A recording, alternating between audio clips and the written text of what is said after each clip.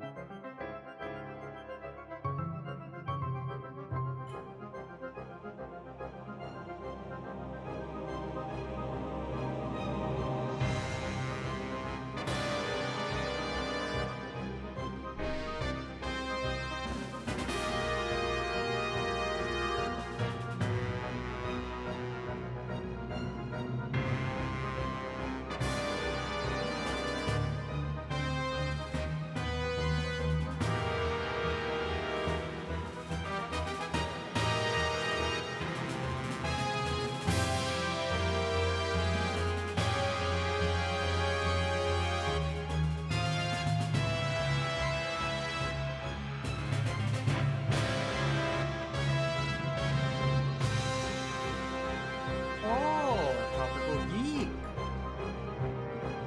Wow.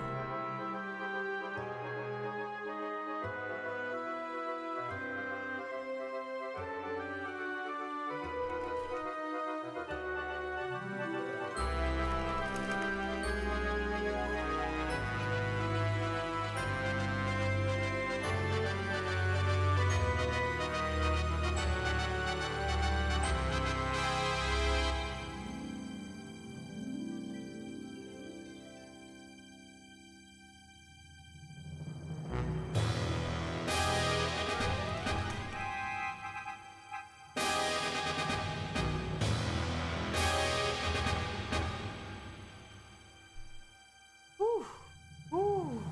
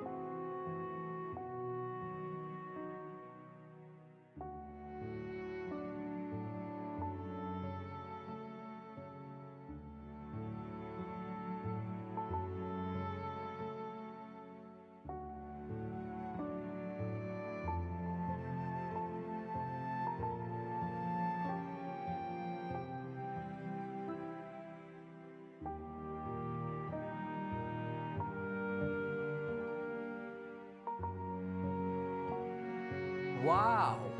Wow, incredible. Incredible.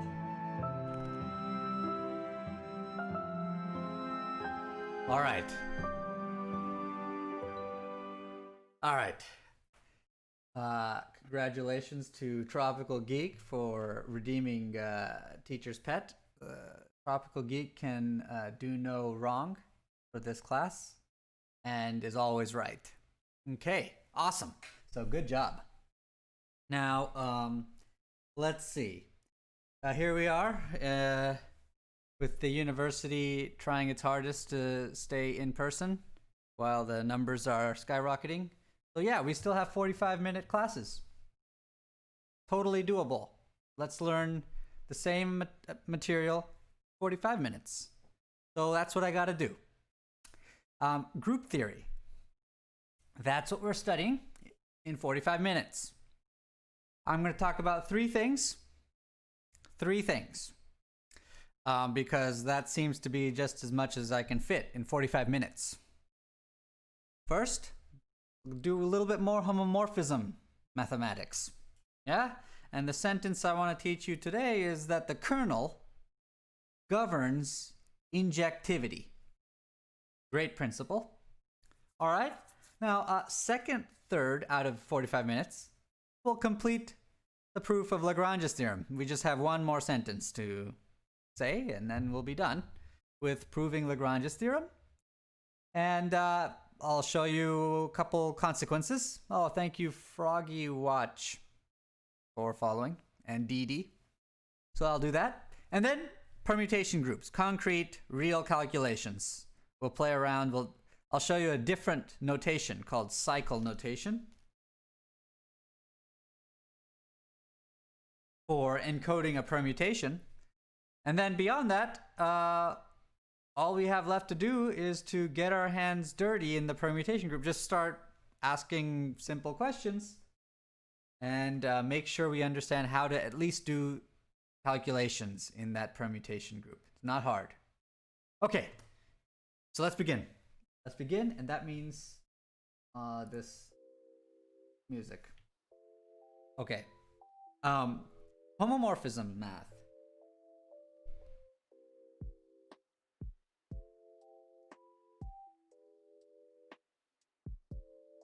Remember, the homomorphisms were the devices which allow us to communicate between groups. Okay, so that's just something to remember. But here's a really neat and very important part of the homomorphism package. Okay, so the kernel of a homomorphism, their kernel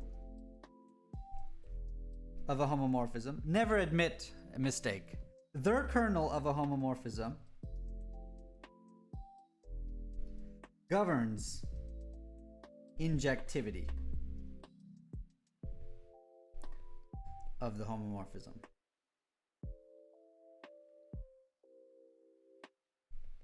This is a very, very commonly occurring situation. Okay, so I'll say it as a theorem. Theorem.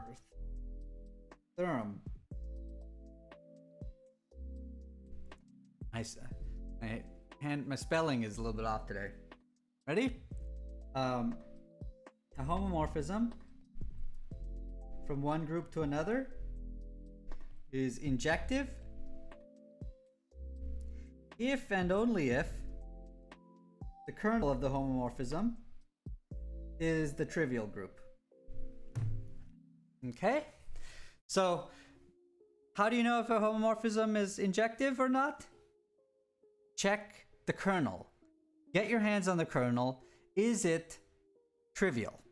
Okay, so observe that the kernel has to can't be empty ever, because the identity element always gets sent to the identity element. So there's something that gets sent to the identity, but being injective, according to this theorem, is equivalent to the identity being the only element that gets sent to the identity prime.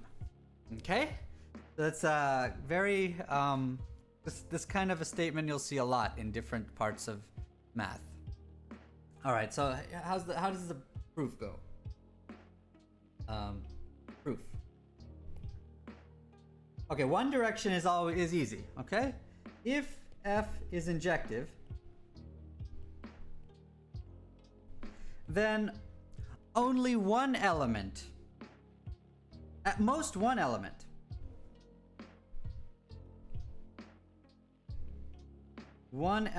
in G can be sent to the identity element. That's what injective in particular means. All right? So the kernel of f has to only consist of one element, the identity. Okay? So that's one direction. If f is injective, then the kernel is indeed the smallest group imaginable. All right. Now the other way. Other way. So to do the other way, you can do the contra negative or whatever. Okay? So suppose f is not injective. F of g equals f of h for some two elements different.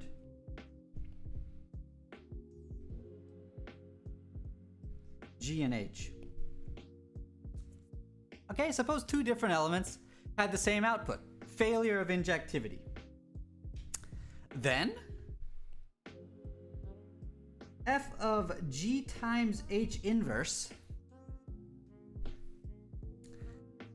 F of g times h inverse is, by a homomorphism, f of g times f of h inverse.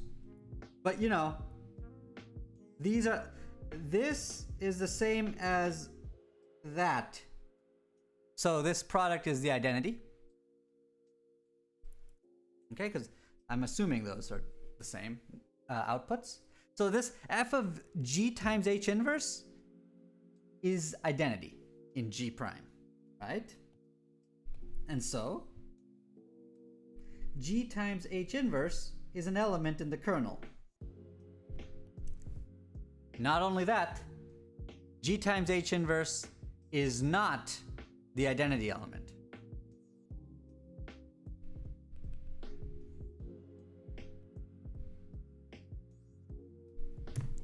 Because G and H were different. So G times H inverse can't be identity, because then you could multiply by H and say G equals H. That's not true. All right, so that's the other way. So non-injective implies non-trivial kernel. So that's the other way. Done. Great. So the kernel governs injectivity.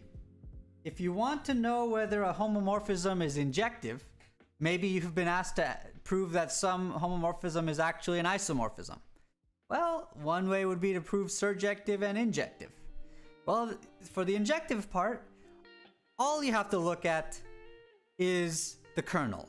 How much of the group went to the identity? Did only the identity element go to the identity? Then your whole map was injective. You don't have to check elsewhere in the set, which is the marvelous thing with the group law. All you have to check is what went to the identity element. Fascinating. Incredible. Okay, so that's a little important observation. Okay, so the next thing I want to say about this is the last thing I'll say about homomorphisms.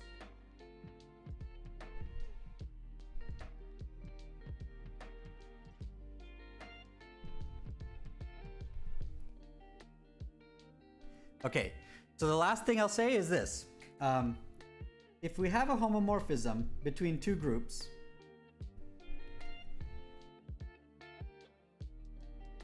the last general thing, and if H prime is a subgroup of G prime,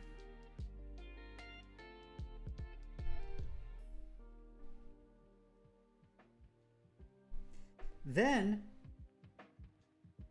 the pre-image of H prime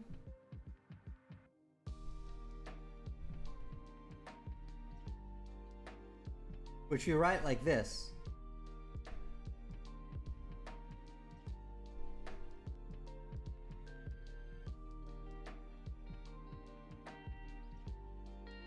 that thing's also a subgroup.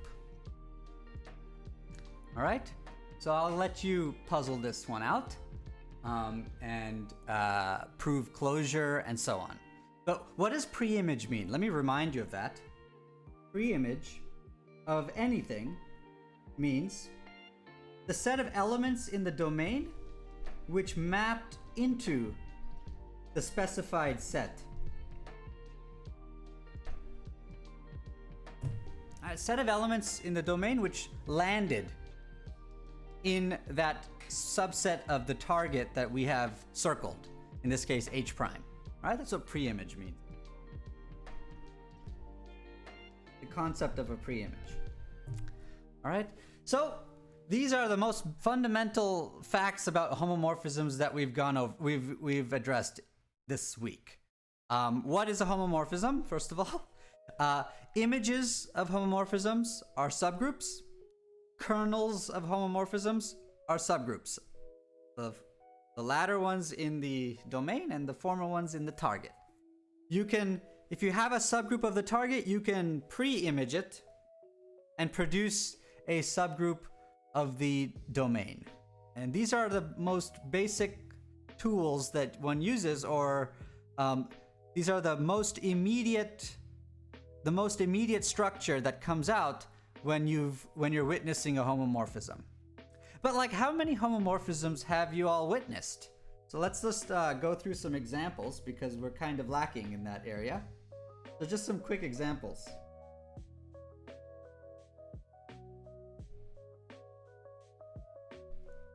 Okay, so every time you find an element of order 5 in a group,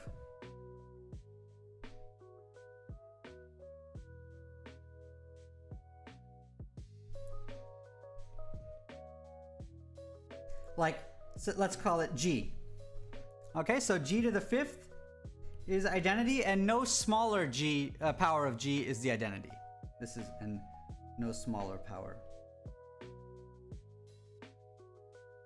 Then you can just create, then there's a homomorphism that witnesses this fact.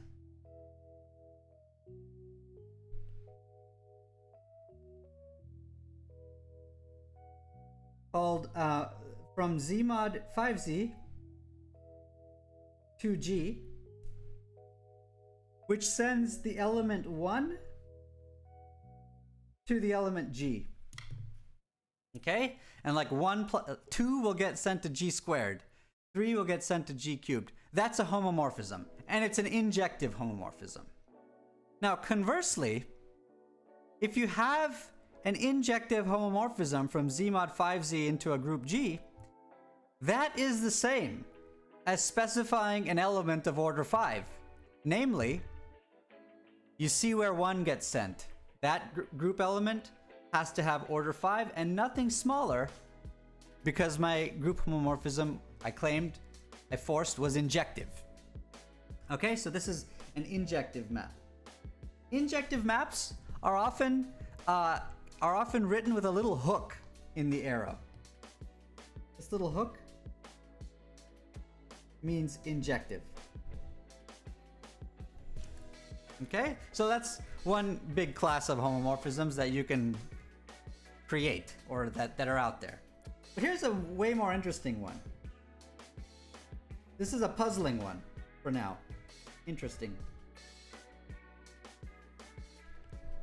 Start with the dihedral group, Dn, the group of symmetries of an n-gon.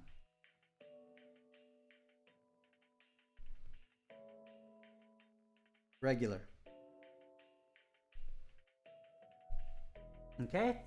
And there's a curious homomorphism. Not a random map, not a random function, a homomorphism from Dn to Z mod 2Z, or to the group 1 comma minus 1 under multiplication. Those two are isomorphic. So there's a homomorphism called sine.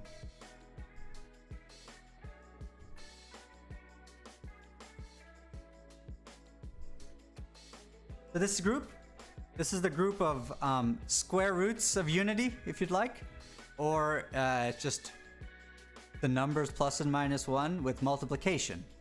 This is multiplication. is the operation there. And what it does is the following. I'm just going to define it element-wise, and then you have to go check that it indeed is a homomorphism. So what it does is, if you have a rotation of any size, only 2 pi over n, that's like the first rotation, or like double that, or triple that, any amount of rotation, including no rotation, which is identity. So rotations plus identity, you send all of those to +1. And every time you have a flip, every single flip, which there are n flips, there are n of these, there are n axes of symmetry in a regular n-gon. Okay? Each one has its flip across that axis. The flips, you send to -1.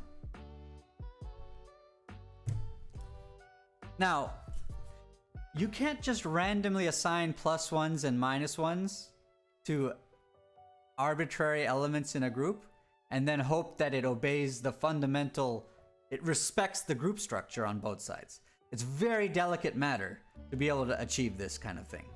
But go and check that you get a homomorphism this way. You multiply two elements. First, look at their output. Look at the output. Output the two elements first, then multiply. Compare, check notes, and you get a curious homomorphism. This homomorphism is obviously surjective, and the kernel is the rotation group. Obviously, because once you believe this is a homomorphism, then look, +1 is the identity and the target. Group of rotations. By the way, the group of rotations is isomorphic to Z mod NZ. Okay. All right, which I hope you have already established that isomorphism in your group, in your large bag of groups that you have, that's developing, and it's in its sort of first trimester right now. We're gonna see many more groups soon. Many more weird examples. Okay, so that's an interesting homomorphism, the sign homomorphism. One thing that you might that might convince you or might motivate where this comes from is the following. So if you believe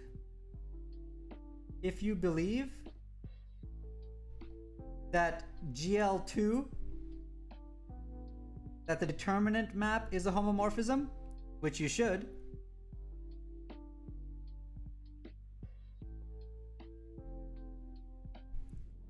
then the sign homomorphism is the following.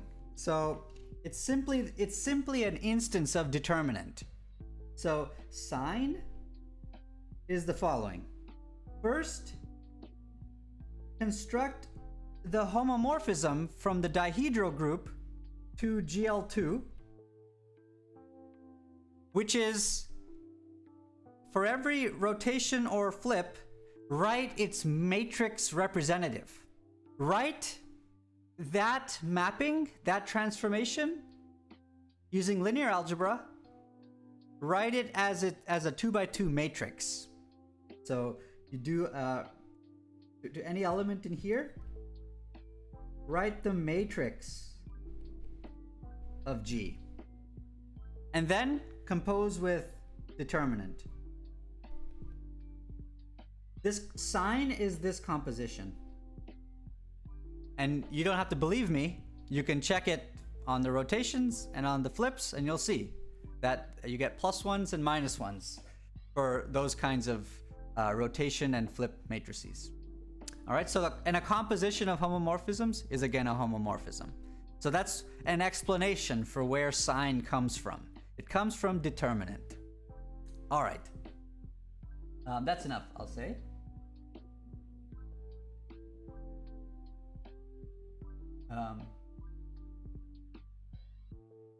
Okay, so All right, so next I have to move on to Lagrange's theorem. All right, 45 minutes. I just wanted to show you some interesting homomorphism that you might not have known about. Okay, Lagrange's theorem.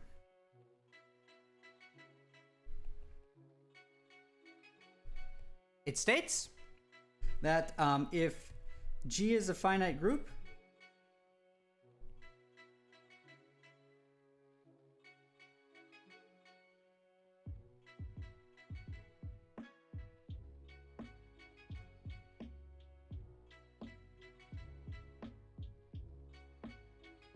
rotations, their angles? No.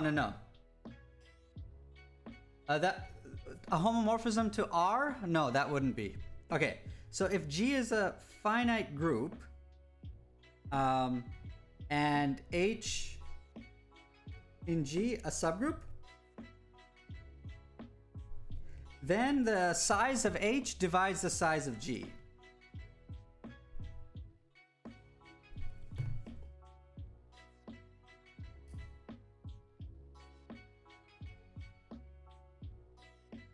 Yes, that would. No, actually. Yeah, I don't know what you mean by the -1, but yeah. Okay, so if G is a finite group and H is a subgroup, then the size of the subgroup divides the size of the large group. Okay. So here are the steps in the proof. So here's the first step. 1. Draw up the picture of the left cosets of H. So 1. The left cosets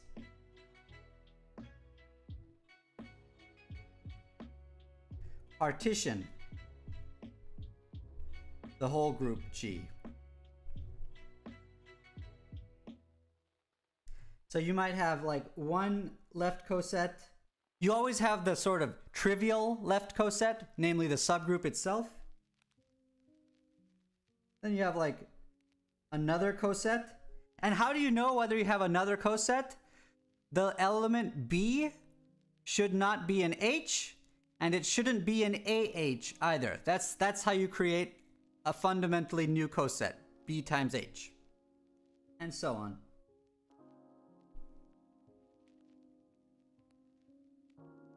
Etc.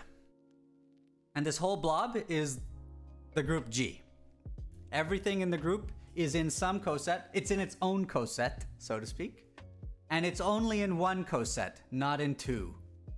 No two cosets, different cosets, can intersect. Great. Okay, so that's what you do first. And now second, you notice something. Second, notice that every coset has the same size as a subset. Notice this, that the size of H is equal to the size of G times H for any G in the group G.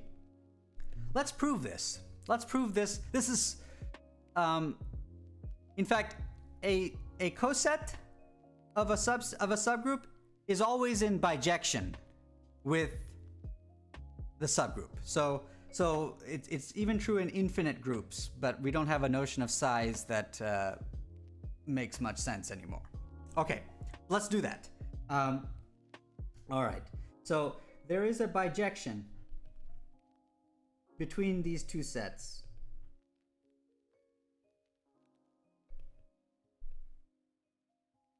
So I'll give you a name for that bijection. Phi from H to the left coset GH.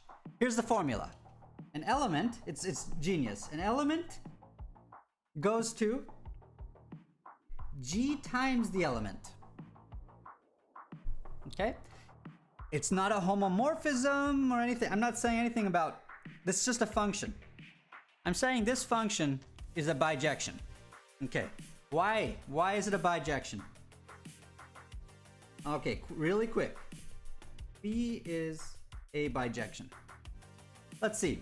If H1 and H2 went to the same thing, in other words, if G times H1 equals G times H2, then, you can cancel on the left. G inverse on the left. Okay, then H1 equals H2. There, injective. It's injective. I just showed it. Okay. Bijective. Okay. So I need to show surjective next, I guess. This is injective. Surjective. Wow. Is every element in GH the image of some element in H? Well, this is a matter of understanding the definition of GH. GH was literally the set of all elements of the form G times little h, where H ran through everything in capital H. So yes, surjective. Just by like birth. So it's surjective by birth. So every coset, left or right, if we had done the whole discussion with right cosets, everything would go through it just as easily. Every coset is in every coset is in bijection with the subgroup that started the whole story. Okay, fascinating. And so the size of H is the size of A times H is the size of B times H in this picture. All of these subsets have the same size. Okay, plus. So all cosets have same size,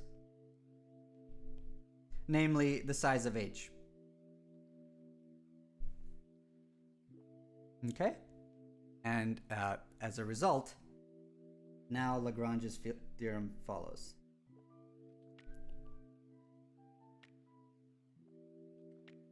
Because the size of the whole group is the sum of the sizes of the left cosets.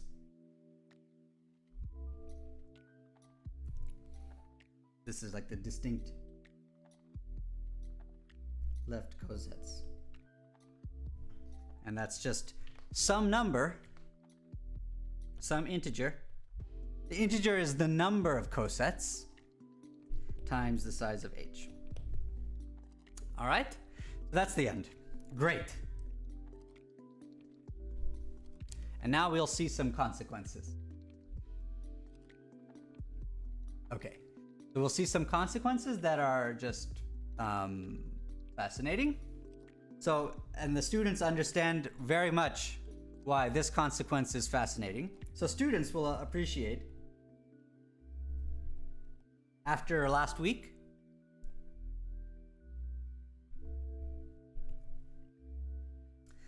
this consequence.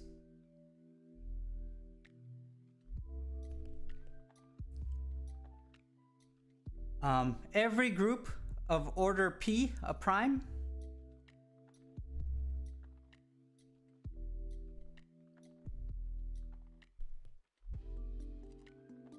P is a prime number. Like, for example, 5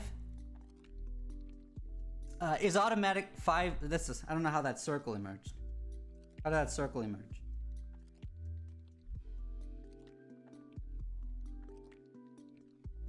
Of order P is automatically abelian. Not only that,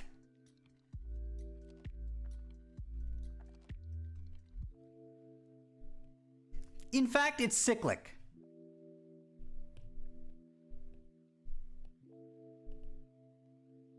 I know there's at least one student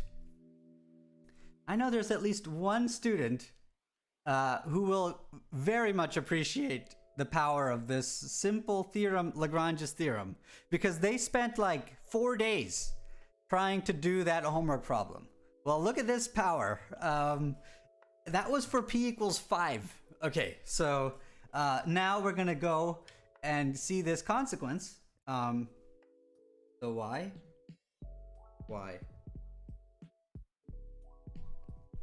Okay, so pick any element which is in this group that's not the identity.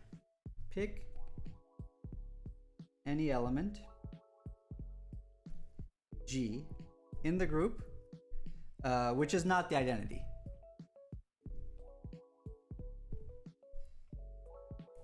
Then the cyclic subgroup generated by G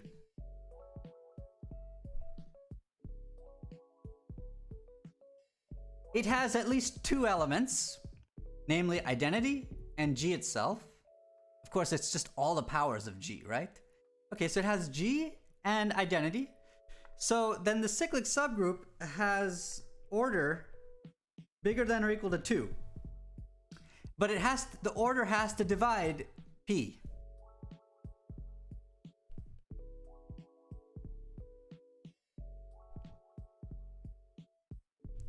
So the cyclic subgroup must be the whole group.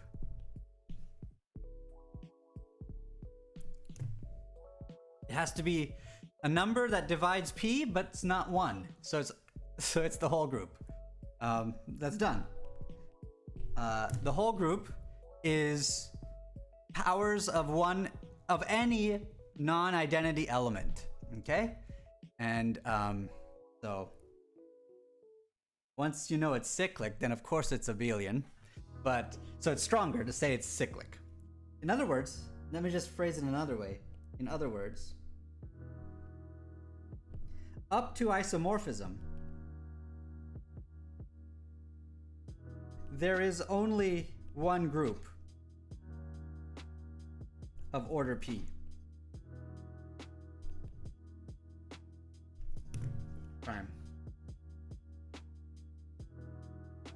Cyclic groups are automatically abelian, obviously, because G to the A and G to the B is like juxtaposition of a bunch of G's or G inverses, and then you can just go for it. Okay, so you can just prove it by hand. Okay, so all right.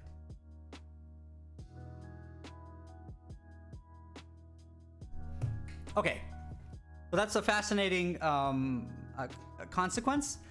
Here's another one that's obvious, but should be stated once in your life. Should be stated. So recall the concept of the order of an element.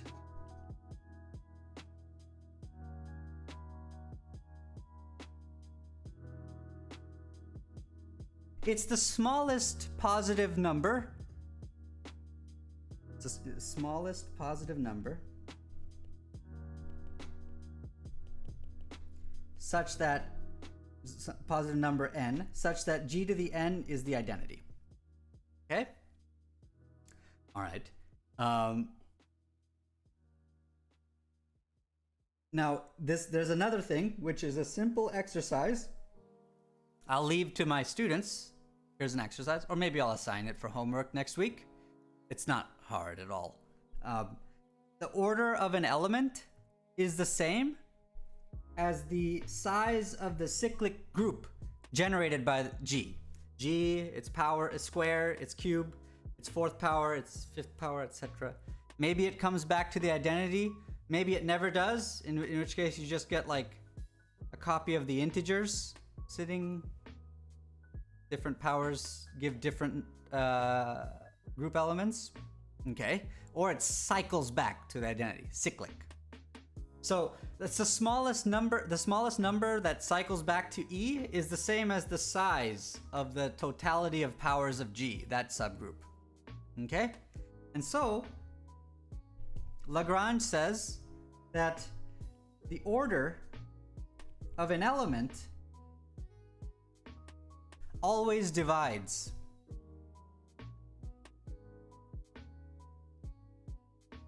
the order of the whole group, the size of the whole group. So you get this consequence. Okay? That's right, different powers give different responsibilities, absolutely. Okay. All right. What else? Those are the first two consequences of Lagrange's theorem that I'll show you. I'll show you several more. For example, we'll see that if P is a prime number, so there's several, there are tons more. Many more. consequences. For example,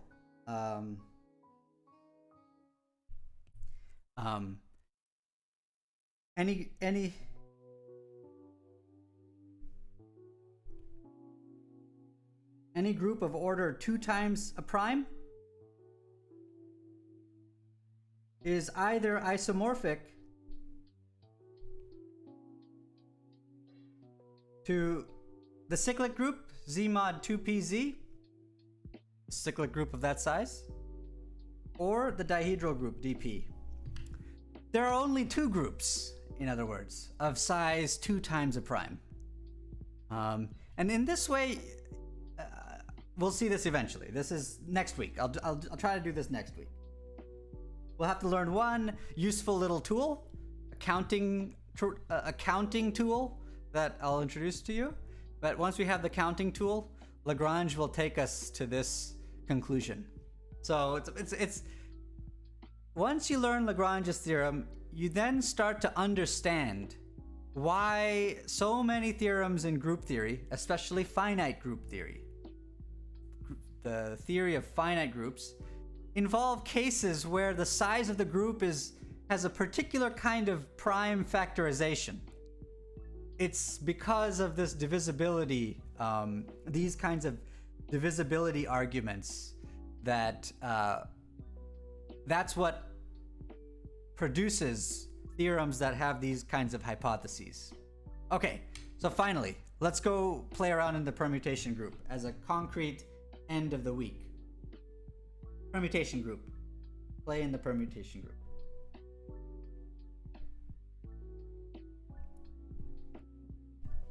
Okay, let's play in Sn. So last time I told you how to encode an element of Sn one way. Okay, so for example, last time we learned that this is an element of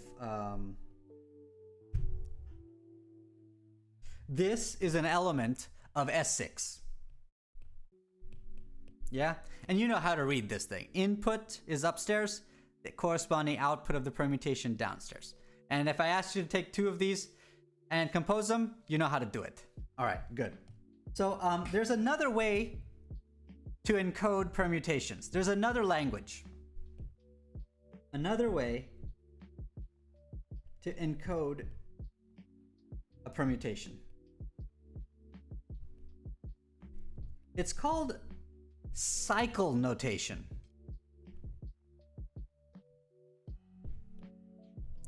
And if you've never seen it, it takes a little bit of getting used to, but it's you play with it a little bit and you quickly come to realize that in some sense the cycle notation is I don't know, for some people it's faster on the eyes when you try to multiply 2 elements. It's sort of faster. I don't know. Maybe you're more of this kind of notation person, but cycle notation does encode some important information about an element in the permutation group. For example, the order of an element is very easily read off from the cycle notation.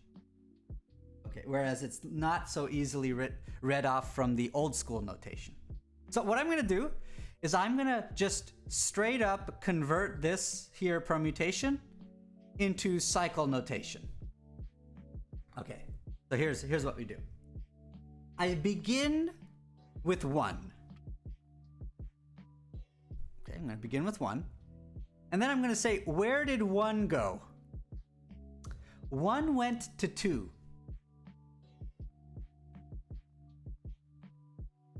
So now I look at 2, because 2 is the last thing I wrote down. Now 2. Where did 2 go? 2 went to 3. Now I look at 3, because 3 is the last thing I wrote down. Now 3.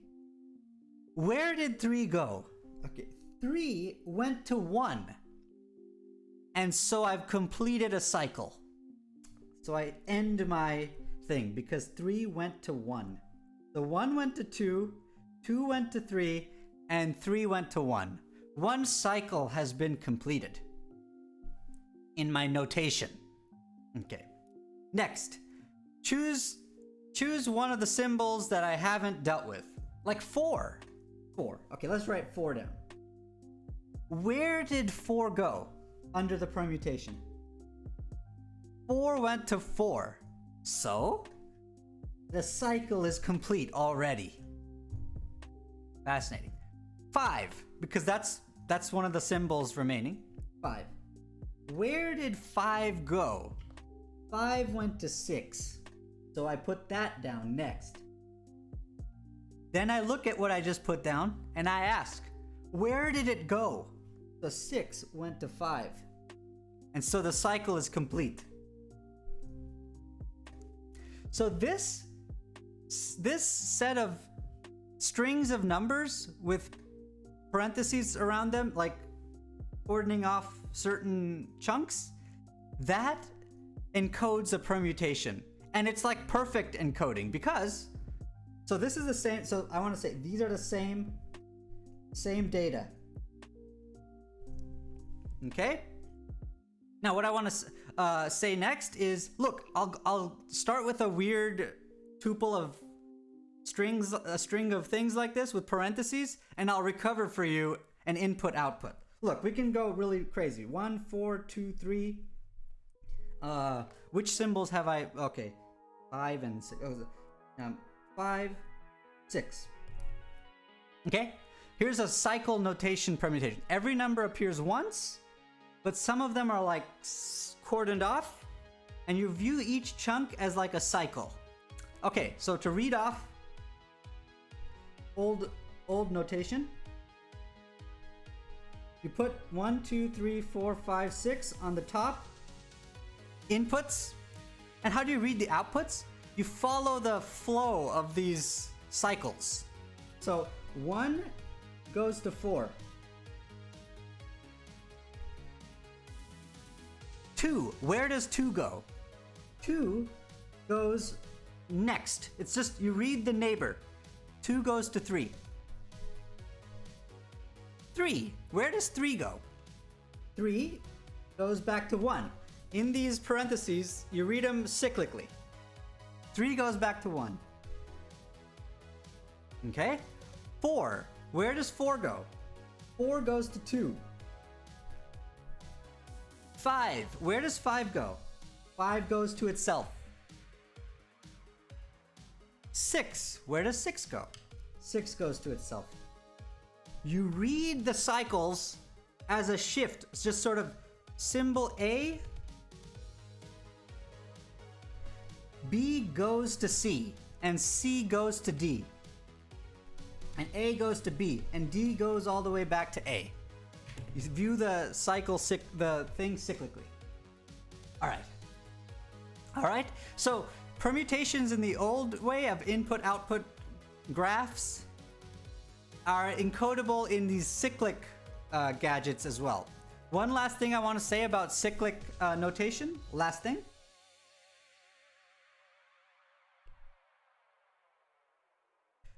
Just to like save ink, if you're writing a permutation in cyclic notation, like this one, whenever there's like a singleton cycle, we just omit it. We just like don't write this. Just don't bother writing. And implicitly, as long as someone told you what is your ambient group you're working with, implicitly, whenever a symbol does not show up, it's fixed under the permutation. The permutation does not move that element. And so if you're reading a cycle notation and you see that a ton of numbers are missing, it's because all of them are simply in their own little singleton brackets. That's the saving of ink. So for example, this permutation, we just write 1, 4, 2, 3, like that. This is the same permutation viewed in, as long as it's understood in the conversation that we're doing math in S6. Because if someone writes this, you don't know whether you're doing math in S4 or S5 or S6. So as long as that's clear, then you can go ahead and omit singleton cycles. Okay, so let's test finally. Let's end with students practicing cycle notation. Ready? So we got let's see, we got an incoming problem. Here we go. Incoming problem. Incoming problem. Incoming problem. Incoming problem. Incoming problem. Incoming problem. Okay, here we are. We're back. So smart clicks should be, the clicking software should be working. I want you to multiply these two permutations in S5. This is in S5. Okay, multiply these two permutations. This is one permutation, and this is another permutation. And tell me what the end result is. Click on one of the three circles.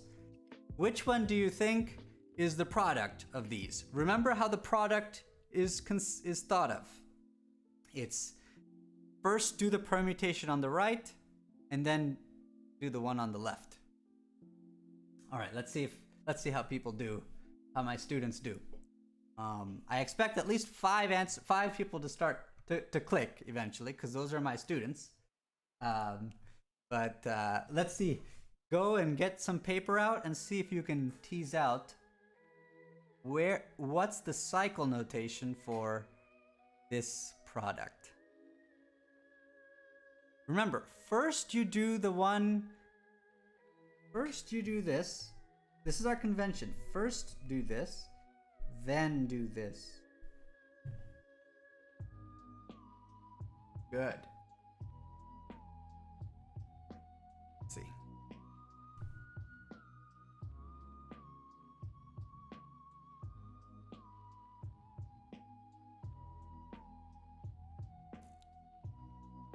We have one user who has clicked 13 times, so they're very convinced that they have multiplied these two correctly.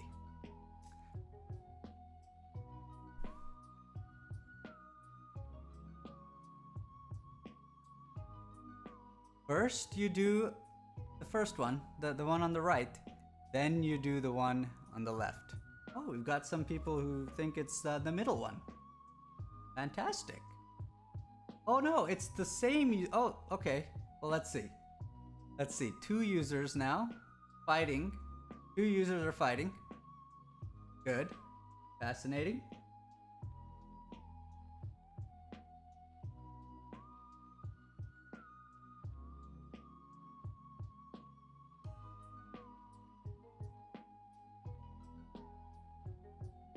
Oh, Ryan, literally click on it on your screen. Like, click on the circle with your mouse on the screen.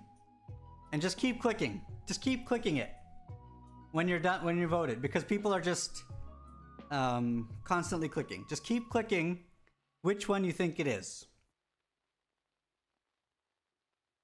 Oh, that's odd. So suddenly people started shifting from that one very sure person.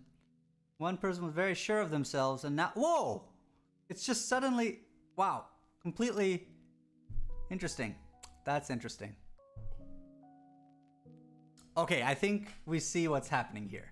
So the more careful people came in, and eventually we found our way. So I will say I'll stop the clicking software, and I will declare that a success. That was a success. So where is the success? Problem solved. Okay, here you go. You solved. Wow. Jet activated those jets. Wow. Underneath the car. Incredible. Okay, fascinating. Yes, correct. That is indeed correct. This is the permutation, which is the product of those two permutations. Okay, so let me do it for you in words. So remember, first look at the effect on the first permutation of a symbol, and then look at the next effect, right? So first, one went to 3. Because see, 1 goes to 3 in this when I read these little pieces cyclically. And then 3 went to 4. So 1 went to 4. So you write the outcome right next to it. Now look at 4. First, 4 went to 2. Okay, then 2 went to 5. So 4 went to 5 in the composite. Then you look at 5. What happened to 5? 5 went to itself. That's implied in the first permutation. 5 did not move. Musical chairs did not make 5 get up and move. Okay, then 5 went to 2. So eventually 5 went to 2. Now you look at 2. What happened to 2 first? 2 went to 4. Then 4 went to 1. And so 2 went to 1. And so the cycle is complete. And now, of course, there's no option for where 3 can go. 3 has to go to itself. But we can check that. You can check that 3 actually goes to itself. Yeah. So 3 went to 1. Then 1 went to 3. So indeed, 3 did go to itself. And so, there's like a hidden 3 here, which we just erase. So yeah, that's the first one. Okay? So be careful when you multiply permutations in general. Remember our convention. What's first and what's next? Okay? And cycle notation. Practice converting from old notation to cycle to back so you get comfortable with this way of writing any permutation. All right. That's what you have to do. I can't do that for you. All right. So that's the end of the class. And this overtime stuff will be, you can watch it on YouTube. So 45-minute lectures, incredible. Okay, so that's the end of material. Now I'm gonna go look at the chat, a bunch of distractions. So let's see. We're positive that we have to decompose through all numbers, right? Don't know what that means, but yes, you have to check where every number goes in the order that they appear. I don't know how else to say it. Oh, it won't work on mobile. Damn, that sucks.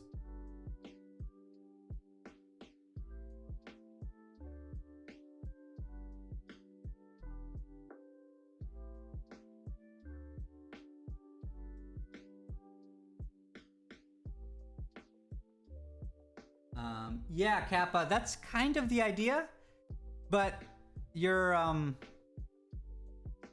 yeah, it's your idea about how to prove that the dihedral group is the only,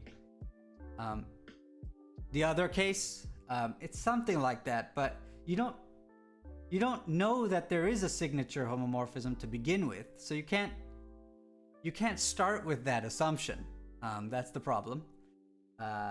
So yeah, your argument has to be different. And we'll see it. We'll see it soon enough. Okay.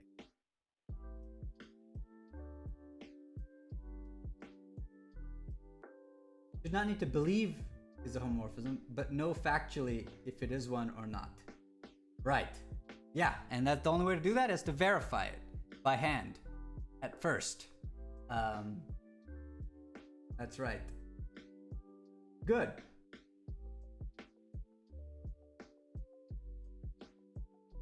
Okay, so that's there are no questions about, say, homomorphisms or Lagrange's theorem or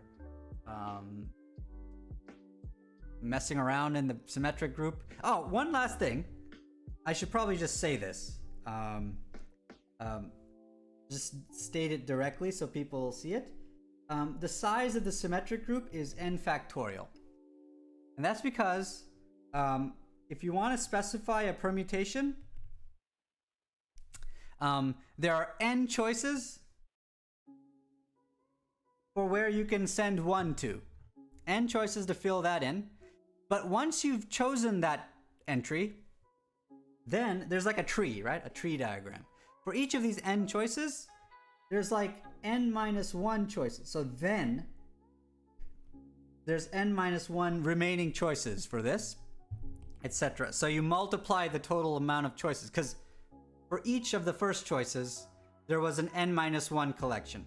And then for each of the next n minus 1, there was n minus 2 for the third, etc. So you get n times n minus 1 times n minus 2 equals n factorial. So the size, so symmetric groups are really big. They're really big. Really big. Compare that to the dihedral group, which is kind of small. So these are different groups that we are witnessing, except for a couple early cases, which we'll talk about soon enough.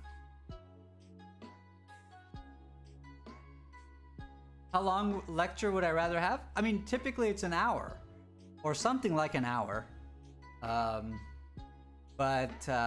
Yeah, 45 is crazy. 45 is difficult. And 45 online is even crazier. Like, yeah, online is somehow slower because no matter how much you try to engage the students, it just simply is less engagement. And so you don't get some of the subtle cues from your students, like boredom or whatever, which would typically make you go faster, and typically does make people go faster. And so it's kind of everything gets slower, and then 45 minutes, which is insane. Okay, unless you're a bad teacher and you just decide to just go faster through everything. Of course, you could try to do that. Yeah, Tropical Geek, exactly. Yeah, exactly. Yeah, exactly, Kappa, exactly. But the risk with the obvious yawns is that I would say about 60 to 70% of people who say something is obvious when they're a student, that's usually a warning sign. Usually they're just nodding. They're nodding after the fact, which is one of the worst habits that a student can develop. To nod after the fact and then to call it obvious, because that person will not actually absorb. They will fail to realize that math is actually a lot of obvious statements piled on top of everything. And so, piled on top of other obvious statements. So yeah, you don't want to become a nodder. But after many years, you can tell when even the sort of non-nodding students are like fed up with the explanation. So you sort of push yourself forward. So you factor out the nodders, which you learn early on are nodders, because they nod a lot. And then on the first exam, it's all 0. It's like, but then I understood it though. No, you're just nodding. So those people you figure out. And then the remaining ones you look for, the visual cues. And a lot of times you can zip forward once you've seen that the non-nodding students are with you. But I can't see that. And so, yeah. No. Tropical Geek, no, not my students. I was able to teach completely online. I hope they're not going to a physical classroom. I really hope they're not. Just so, to limit the disaster that OSU is in. Let's face it, even though they're not saying anything, numbers are just going insane. There's no improvement happening here, folks. So yeah, I hope they're not in the classroom when they don't need to be. But yeah, there's a bunch of students that are. And particularly the big freshman classes, they wanted that to be online. I mean, they wanted that to be in person. Anyway, so let's hope for the best here. I have to limit it, Tropical Geek, because they might have a class after mine that's in person. You get it? So the reason for the 45 is that students can have 15 to like take the most circuitous path to avoid everybody to get to the next class. They can go to the football stadium, do a couple laps, and then get to the next class. That's the idea. So 45 minutes. So yeah, I every time I go over all the time. How am I not going to go over? But at least it's on YouTube for my students to see later. So, okay, here you go. You can check it on YouTube. But it's pretty crazy.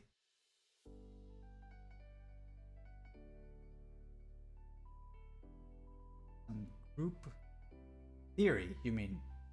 I don't know why theory was auto-corrected to terrorism. Kappa. That's a weird autocorrect. That doesn't autocorrect, isn't it based on your prior chat history? That's weird. It's a very telling autocorrect, Kappa. Okay, let's get out of here. I have to learn how to do trig substitution in 1 hour and eat and stuff. So let's go. Where do you guys want to go? Let's see. Okay, NC is here at the very end. Good. All right. Where do y'all want to go? Oh, thank you to those who followed. Montonerito and Grav48 and Here and Meridian and Froggy and etc. Now, where are we going? Gath? Hey, maybe Gath.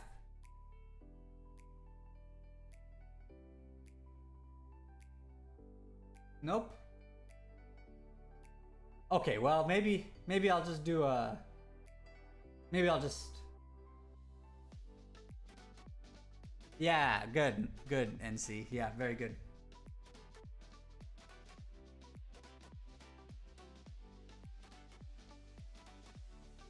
Kappa, I've heard like several stories along that effect, and the fact that I've heard several makes me not believe a single one. Okay, there's another one. Look, there's something in my area. There's something in my area called, which is algebraic geometry. It's what I study. There's a phrase called blowing up a plane at a point. I'm not even joking. This is just one of the tools we use all the time. Blowing up a plane. Right? You blow up a plane.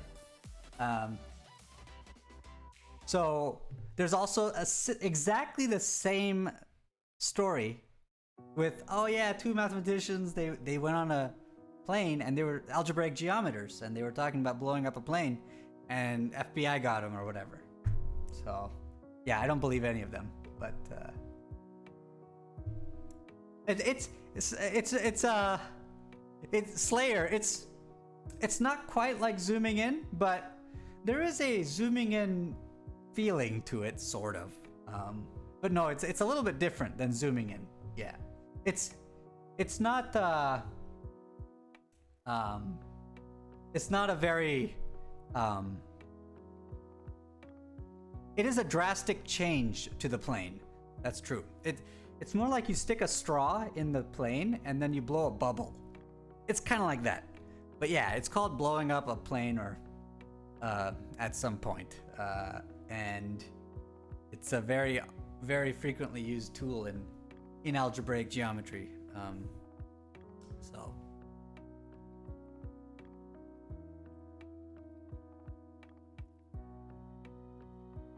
Yeah, it's not zooming in. Don't think it's zooming in. It's different from zooming in. It's drastically changing the plane. So. Oh, thank you, Calc Math. All right, but yeah, I gotta go blow up some planes before class real fast. So I gotta go do that. And